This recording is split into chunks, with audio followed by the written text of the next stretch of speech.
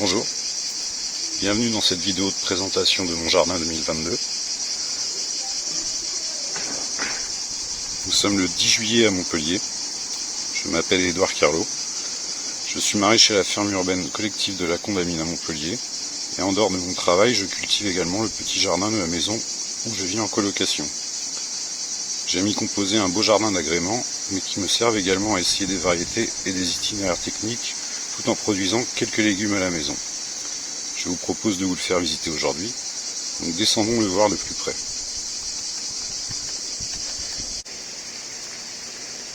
Je cultive ce jardin depuis 2014. Il est situé au sein d'un quartier résidentiel de Montpellier. Il profite ainsi d'un climat méditerranéen et d'une situation relativement abritée du vent. Ça lui permet de bénéficier de beaucoup de chaleur et de peu de variations de température du printemps à l'automne. Cependant, il est exposé au nord d'une maison de 8 mètres de hauteur. Il ne reçoit donc que quelques heures d'ensoleillement direct par jour, et seulement en été. La saison de culture y est courte, je ne le cultive pas l'hiver. Cette année, le printemps a été exceptionnellement chaud et les cultures se sont bien développées. En termes de surface cultivable, le jardin se développe sur une bande de 6 mètres de long par 50 cm de large et sur deux espaces de 5 mètres carrés chacun, ici et au fond. Au niveau du sol, alors il est sablo-limoneux, il ne contient que très peu d'argile. Il est donc par nature drainant et a peu de capacité de rétention en eau. Quand j'ai commencé à cultiver ce jardin en 2014, il était très peu fertile et trop séchant. Il était même difficile d'y faire survivre des plantes. On peut voir ici un échantillon que j'ai collecté à l'avant de la maison, qui représente bien l'état initial du sol. Il n'a pas de structure, il s'émiette et il ne forme pas vraiment de motte.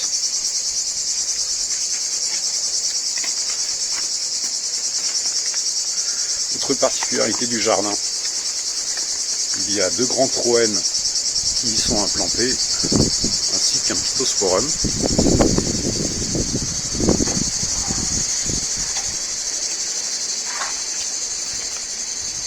Et les racines de ces arbres viennent coloniser les surfaces cultivées.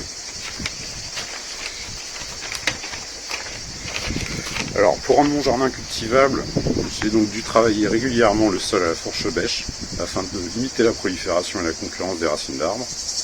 Et tous les ans, j'ai apporté 3 à 5 kg par mètre carré du compost que je fais à la maison pour améliorer la fertilité de ce sol. Désormais, il a un aspect organique et retient mieux l'eau. On peut faire un prélèvement pour voir à quoi il ressemble.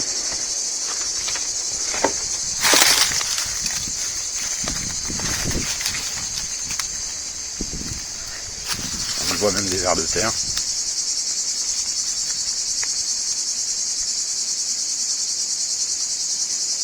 Il y a beaucoup de racines.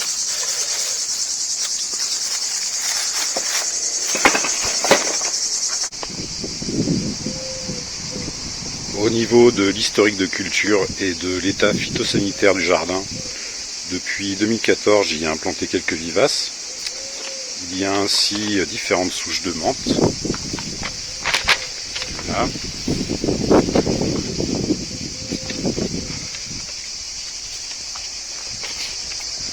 On en a d'autres ici. Et des orties. J'ai aussi quelques framboisiers.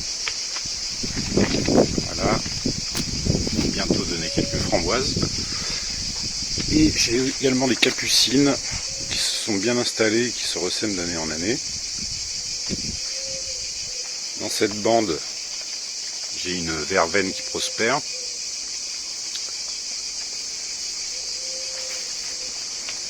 Et ici des consoudes. Et au fond, quelques fraisiers qui colonisent le sol. Pour le reste, j'ai utilisé ce jardin pour cultiver des cucurbitacées à quelques reprises. Et depuis 2014, j'y cultive tous les ans des tomates. Et depuis quelques années, j'ai des soucis de nématodes de la tomate, ce qui provoque des gales au niveau des racines et empêche les plantes de capter correctement l'eau et les nutriments. Pour contourner ce problème, cette année, les tomates que j'ai plantées sont toutes greffées. J'ai utilisé 2 porte-greffes, Fortamino et Maxifort, et j'ai réalisé moi-même les greffes. Cela les rend insensibles aux nématodes et je suis très satisfait du résultat par rapport aux années précédentes.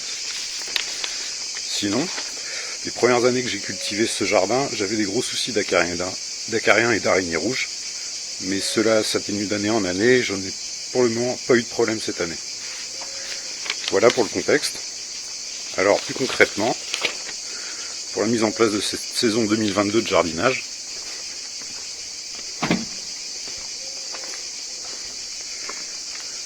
j'ai tout d'abord fait un rapide travail de sol à la fourche bêche afin de casser un maximum de racines d'arbres et d'ameublir un peu mes espaces de culture. Puis j'ai réinstallé et amélioré la structure en bambou que j'utilise tous les ans dans cet espace.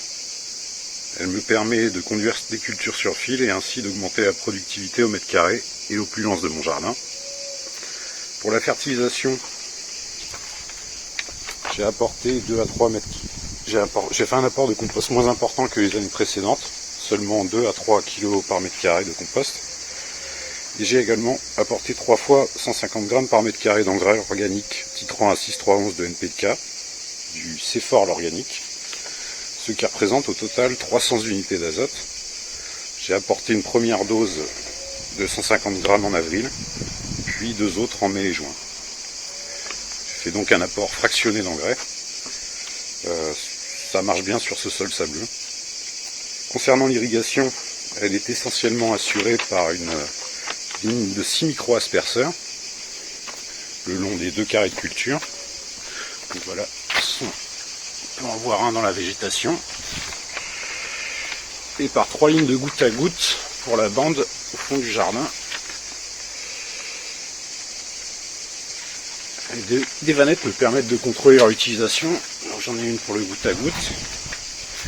Celle-ci me permet de déclencher l'aspersion.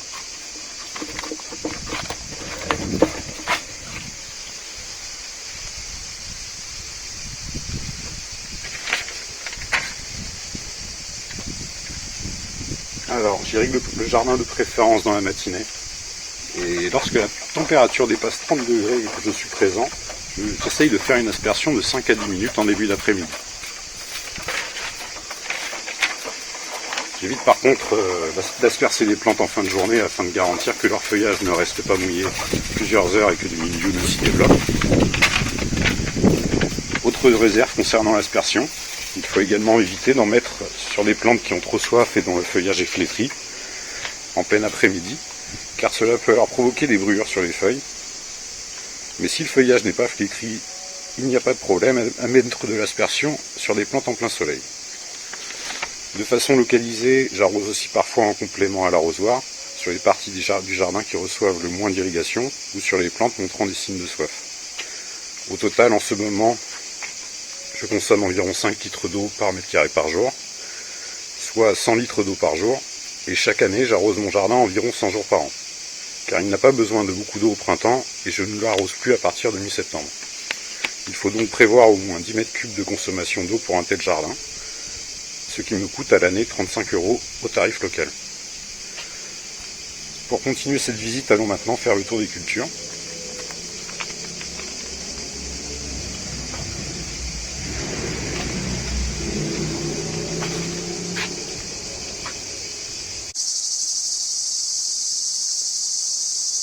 Alors, sur l'espace le plus ombragé du jardin, j'ai d'abord implanté un plant de tomates greffées de variété Corallina F1. Il est conduit sur 2 tiges. La tomate se satisfait bien d'un environnement pas trop lumineux. Là, je l'avais d'abord conduit sur fil sur la structure, mais vu qu'il s'est bien développé, je l'ai attaché en haut de la fenêtre, où il y avait un crochet. Donc on a une première tige ici. J'ai déjà ramassé quelques tomates sur ce plan. Et la seconde tige est attachée à la structure à cet endroit. C'est sur des crochets qui me permettent de dérouler le fil et de placer le crochet à un autre endroit si je désire. Je compte donc déplacer le plant de tomate et le rattacher peut-être plus loin ici,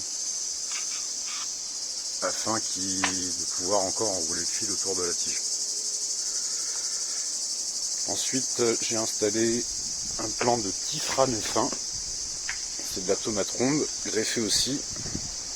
Alors, grosse vigueur, mais peut-être manque d'ensoleillement, car je n'ai toujours pas de tomates formées sur ce plant. Ou alors je ne les ai pas vues.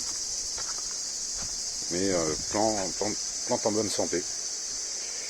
Et j'ai installé plus tardivement un plant de courge. Alors c'est Marina di Chioggia, la variété. C'est une courge marine, chair assez bonne et pas évidente à éplucher. C'est une courge qui fait des fruits de type un peu galeux. Je trouve ça assez joli.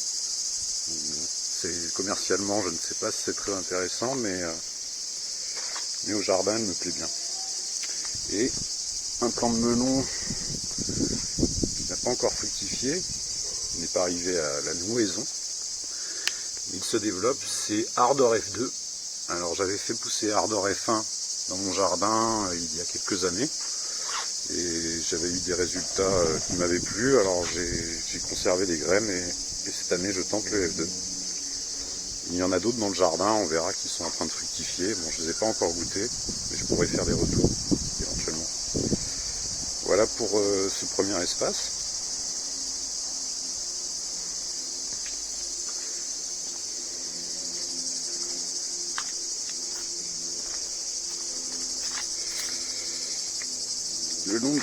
Le long de la bande qui longe le mur, j'ai tout d'abord Tifrane, non c'est Tribeca F1 greffé, c'est ce gros buisson qui est ici. Alors beaucoup de végétation aussi, mais il a formé des tomates, elles sont cachées, et on a une première grappe là et une autre au-dessus. C'est un beau calibre de tomates, je sais pas si on peut le voir, excusez-moi, comparaison, ça doit faire à peu près 200 grammes la tomate. C'est des grosses tomates rondes, plan indéterminé, sans taille. Je le retiens avec quelques ficelles pour que le plant ne s'affaisse pas trop. À ses côtés, il y a quelques basiliques qui traînent dans le jardin. Il y a aussi beaucoup d'oignons. Alors c'est un des échecs de cette année, les oignons. Je pense que le jardin manque d'ensoleillement pour qu'ils se développent bien. Et ils survivent, mais on a des petits bulbes qui sont peut-être trop enfoncés dans la terre. Bon, ça me permettra de manger des cébettes. Donc à côté de lui, on a deux plants de Ardor F2 qui ont été plantés assez tôt. Ils sont conduits sur une seule tige. Donc je les ai conduits sur fil jusqu'à ce qu'ils s'attachent au grillage. Puis monte à la structure. Et normalement la structure permettra de supporter des melons. Alors du coup sur ce Ardor F2 je constate qu'on a des variations. Parce qu'on a donc un premier plan à droite là, avec ces deux melons qui se forment, de type lisse, calibre assez moyen, idéal pour être conduit sur structure. Il ne faut pas que les melons deviennent trop gros et se décrochent. Les tiges ne supportent pas des melons, difficilement des melons de plus de 2 kg. Donc pour avoir de la marge, il vaut mieux essayer de faire des calibres de 800 grammes, 1 kg, ce type de variété. Si on regarde donc l'autre plan qui est à ses côtés, F2 également, donc il est là, il grimpe lui aussi sur fil, et là on a un gros melon qui est brodé. Donc vous voyez, la chair, la peau du melon est lisse, et celui-ci est brodé. Bon, c'est tous les deux des types charentais, hein, ça ne change pas la qualité gustative, ce type de caractère, mais ça permet quand les variétés sont stabilisées, on a soit que des types brodés, soit que des types lisses, mais là on voit qu'il y a au moins une variation sur ce caractère avec mes F2. À côté, nous avons deux plants plantés bien plus tardivement. Alors là, il s'agit de Artemis F1, un melon d'excellente qualité gustative. Et donc, il est encore en phase de développement. À ce stade, il prend presque 10 cm par jour. Les autres melons commencent à pousser moins vite maintenant qu'ils forment des fruits. À côté d'Artemis, On a un tournesol. Voilà pour l'échelle. Une belle tige de tournesol. Des feuilles de belles dimensions. Et le tournesol, donc là, fait à peu près au moins 2,50 m, voire 2,70 m. Il commence à former sa hampe florale. J'espère que la taille de la fleur va être aux dimensions du reste de la plante. Je suis très content du développement de ce tournesol. Je trouve ça très esthétique. Je l'ai placé à un élément central du jardin. Et il a bien apprécié.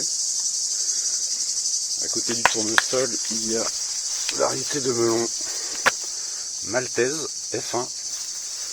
Je n'ai pas encore goûté ce melon. Et a priori, c'est une très bonne variété aussi, qu'on m'a conseillé. À côté de ça, j'ai un autre Ardor F2. Donc j'ai beaucoup réussi à Ardor en semis. Donc du coup, il y en a plusieurs. J'ai une autre variété F2 dont j'avais fait le F1 en jardin, qui est Arizona. On va le voir à côté. Et donc pour l'instant Ardor, on voit qu'il y a à nouveau de la variation, car là les melons sont lisses à nouveau, mais ils se développent en ballon de rugby. Bon, ils vont devenir ronds à terme, mais ça préfigure des melons de très gros calibre. Donc on verra, j'ai déjà eu une casse. Donc, il y a ce melon avec Action Man qui avait un peu trop grossi peut-être, et la tige n'a pas supporté. Donc j'espère que ces deux-là tiendront. Il y en a un, j'ai sécurisé l'affaire avec un P17, un textile horticole. Et normalement là celui-là peut se développer et peser très lourd. Et l'autre, on verra bien, il est attaché avec ses vrilles et supporté par la tige. J'ai déjà réussi à avoir des melons de 2 kg suspendus, donc j'espère bien qu'il ira jusqu'au bout. Voilà, il y en a d'autres. Alors lui, à mon avis, ne se développera pas plus, il y a quelques taches. Et par contre, celui-là, il y a encore de grossissement, a priori.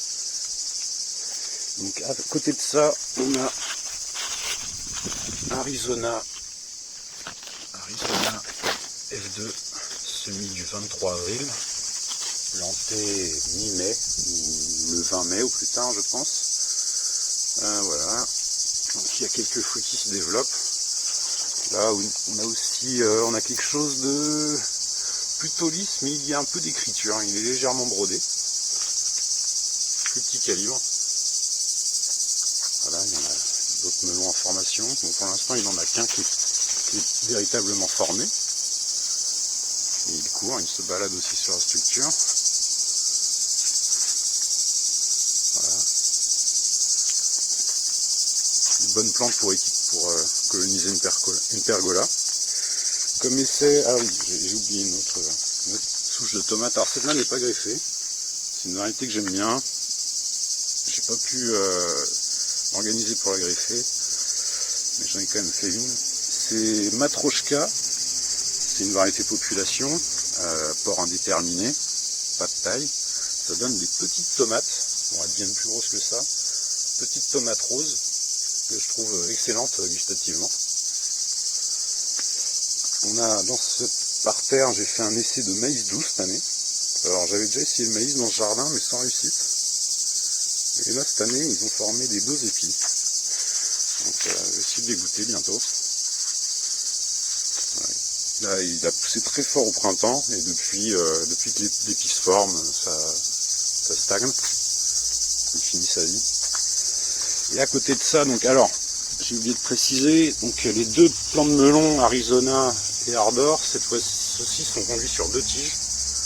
Voilà. Arizona part sur ces 2 tiges, et Ardor part sur...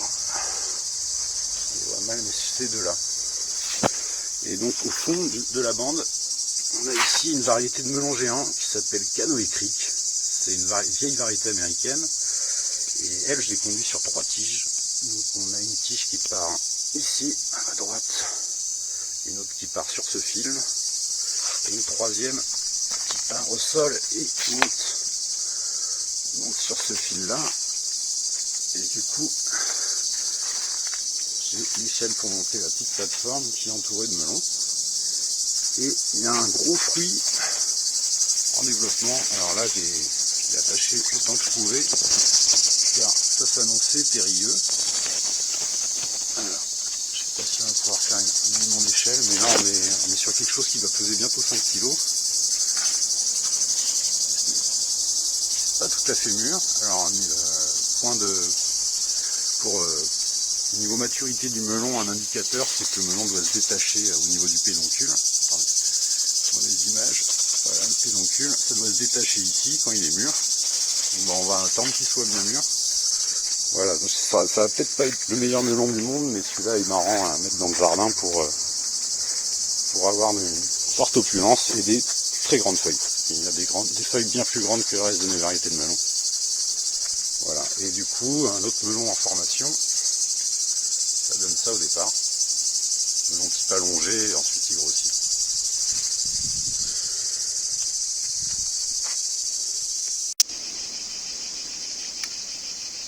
Dans la dernière partie du jardin, j'ai également planté des melons.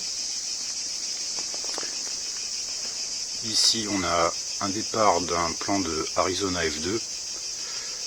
Je l'ai planté tôt, mais il a eu un développement moins exubérant que les autres melons qu'on vient de voir.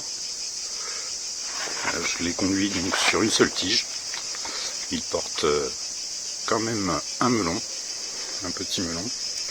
Alors, pour le développement du melon, à l'état naturel, si on ne le taille pas, il se développe en étoile. Et ce sont les départs de tiges qui forment une ou deux fleurs femelles, puis le reste de la tige ne porte que des fleurs mâles. Donc pour conduire le melon sur une seule tige, on taille les départs secondaires pour garder que la plus grosse tige. Et après, quand on veut avoir des melons, alors ici il n'y a pas de tige, je peux aller voir ailleurs.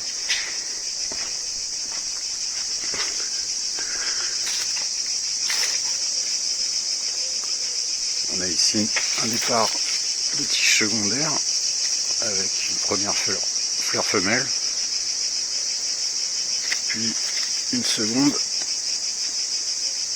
et le reste des fleurs, il n'y a plus que des fleurs mâles, donc on peut tailler le melon après la première fleur femelle, ou éventuellement après la seconde, on peut tailler là. Et du coup ici on n'aura plus que des melons qui se développent, et la tige principale qui continue à pousser ici.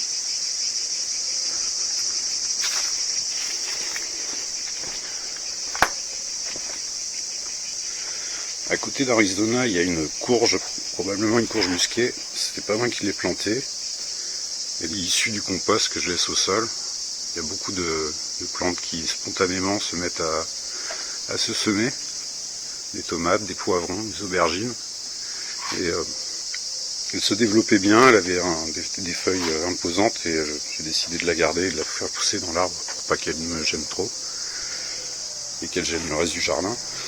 Il y a également des plants de maïs, donc j'ai quelques épis cette année, en voilà un autre. Et à côté de ça, un plant de melon SV6556 F1. Alors je l'ai conduit celui-là sur 3 tiges.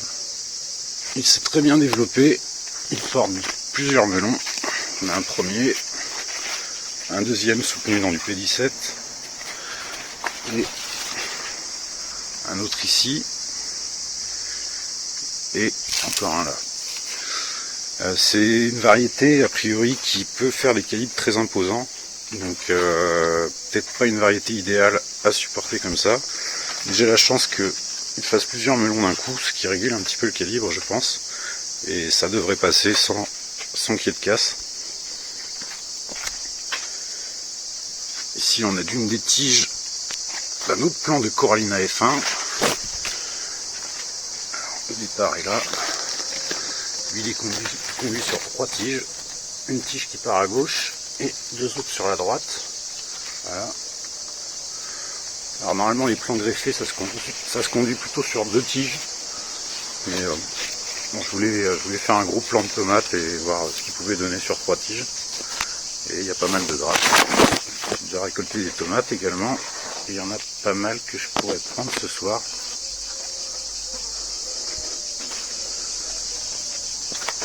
Ici j'ai eu quelques melons, quelques oignons en pot. Ça n'a pas pu se marcher que dans le jardin. J'ai une tagette ici. un plant de piment habanero, piment végétarien aussi appelé comme ça. C'est un piment qui a goût de piment mais qui ne pique pas. Et à côté du curcuma mangue, enfin du gingembre mangue, mais c'est une variété de curcuma, nom botanique curcuma longa. Ou non, ou Adana, je sais plus. Curcuma longa ou Adana. C'est pas le curcuma du curry. Enfin, quoi qu'il peut le composer aussi, mais c'est un goût légèrement différent. Il y a ici une aubergine spontanée, issue donc du compost. Je ne l'ai pas plantée, mais elle, j'ai décidé de la garder. On verra ce que ça donne comme aubergine. Et donc ici on a un plant. Alors ça c'est un melon. C'est une variété, une vieille variété soviétique qui s'appelle Rich Sweetness 132, semis du 23 avril aussi, ça je l'ai noté sur celle-là. Et du coup là on voit les départs de tiges que j'ai taillés. Donc il y a un melon et le reste de la tige. Si l'image se stabilise, le reste de la tige est taillé. L'autre départ ici, voilà, on voit la taille. Et du coup après, si ces melons ont été fécondés, ils vont grossir et à chacune de ces tiges, il y aura un melon qui va prendre. Alors c'est une variété qui fait des petits melons, dont a priori on peut manger la peau. Alors j'en ai déjà fait, c'est pas là un melon non plus incroyable gustativement, mais là je l'ai refait pour la décoration. Ça va être joli, c'est des petits melons à la peau un peu pourpre avec des taches tachetées de jaune. Et pour finir cet espace, donc un maïs qui s'est moins développé, il est petit celui-là. Et au deuxième plan, un autre pied greffé, c'est une variété qui s'appelle Kentucky Breakfast, une variété de grosses tomates cœur de bœuf orange. Il y en a une qui commence à tourner de couleur. Je l'ai protégée avec un petit bout de bois pour pas qu'elle repose au sol et s'abîme trop. Et voilà, conduit sur 2 tiges.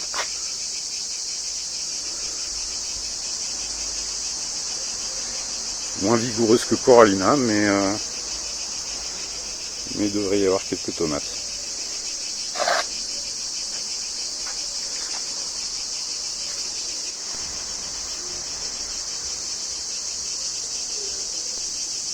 Voilà, c'est la fin de la visite de mon micro-jardin. Merci d'avoir suivi cette vidéo. C'est la première fois que j'en réalise une, mais j'espère que cela vous a plu et intéressé.